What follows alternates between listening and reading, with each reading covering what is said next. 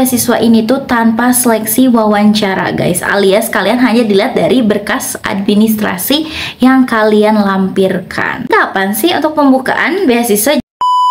Halo guys, welcome to EduFit Education with Fit. Hai so Fit, long time no see ya.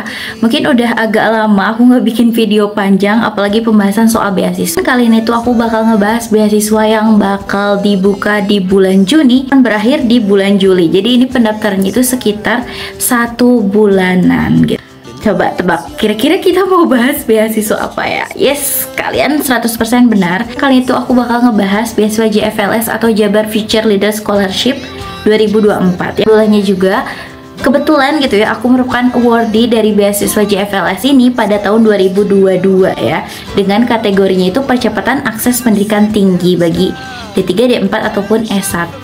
Kan aku bahas kalian itu mengenai apa itu JFLS gitu, tahapan seleksinya, kategorinya, dan juga mungkin berkas-berkas yang kalian tuh bingung ya, cara buatnya atau dapetinnya gimana. Sebenarnya ada beberapa juga video atau pembahasan yang udah pernah aku buat ya terkait dengan esai yang bikin aku lolos beasiswa JFLS. Kalian bisa cek aja di sini, ada nggak sih muncul. Terus juga aku udah bahas kayaknya tahapan seleksinya ya.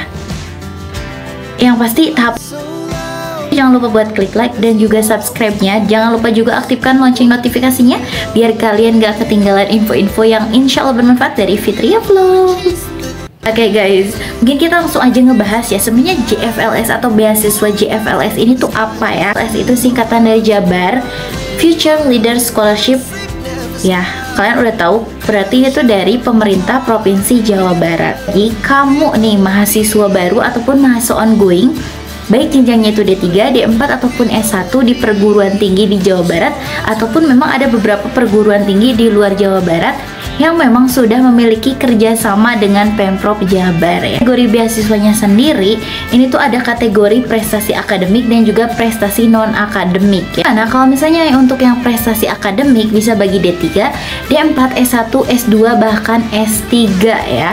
Kalau misalnya untuk yang prestasi non akademik hanya bisa bagi yang jenjangnya D3, D4 atau S1. Kenapa sih aku sangat merekomendasikan gitu ya kalian untuk daftar beasiswa JFLS? Selain karena aku memang salah satu awardee-nya ya gitu, alumni penerima beasiswa JFLS tahun 2022. Beasiswa ini tuh tanpa seleksi wawancara guys, alias kalian hanya dilihat dari berkas administrasi yang kalian lampirkan. Nah, bagi kalian yang suka gugup gitu ya kalau misalnya harus ada wawancara, nah tenang aja, JFLS ini tuh nggak ada ya. Memang di sini tuh nggak ada seleksi wawancara, berarti kalian harus maksimalkan dalam berkas-berkas pendaftaran atau administrasinya. Ada beasiswa full dan ada beasiswanya itu akses percepatan 1 tahun ya, dimana untuk yang full ya pastinya diberikan secara full ya. Misalnya untuk S1 berarti selama 4 tahun, dan untuk S2 2 tahun, dan untuk S3 mungkin berapa tahun ya, kalian bisa lihat aja. Sebenarnya pembahasan ini tuh udah pernah aku bahas, but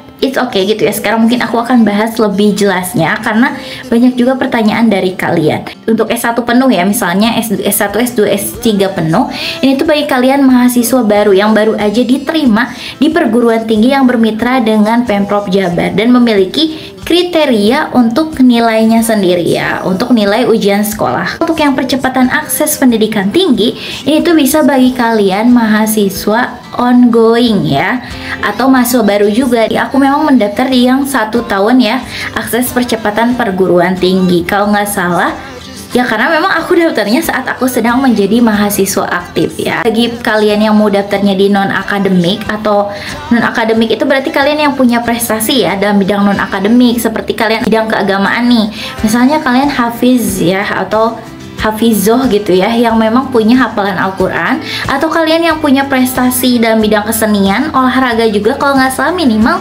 tingkat nasional ya, kalian juga bisa ikut. Ataupun mungkin bagi kalian yang memang seorang aktivis nih ya di organisasi gitu, selama kalian di kuliah ataupun mungkin di SMA ya, kalian juga bisa mendaftarkan diri. Kalau misalnya bahas terkait dengan kategorinya, itu kalian bisa nanti lebih jelasnya di websitenya. Kapan sih untuk pembukaan beasiswa Jabar Future Leader Scholarship ini? Itu dibuka tanggal 20 Juni loh sampai dengan 20 Juli, artinya 1 bulan aja. Untuk berkas-berkasnya susah nggak sih? Apakah harus ada LOE bagi mahasiswa baru? Yes, bener banget ada ya.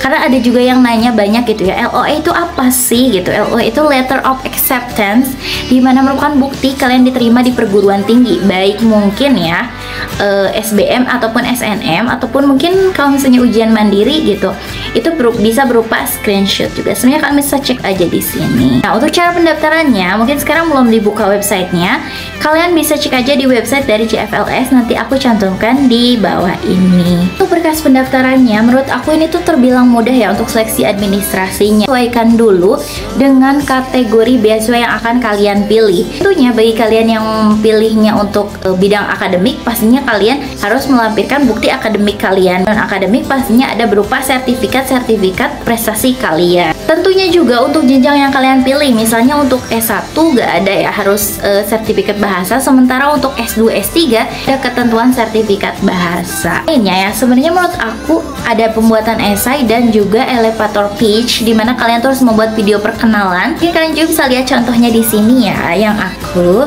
itu sih. Sebenarnya yang lainnya kalian bisa tanyakan aja di kolom komentar. Gimana, gampang kan? Nah, aku bahas lebih lanjut gimana cara pendaftarannya dan juga berkas-berkasnya.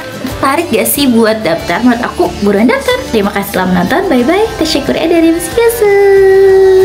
Next video ya.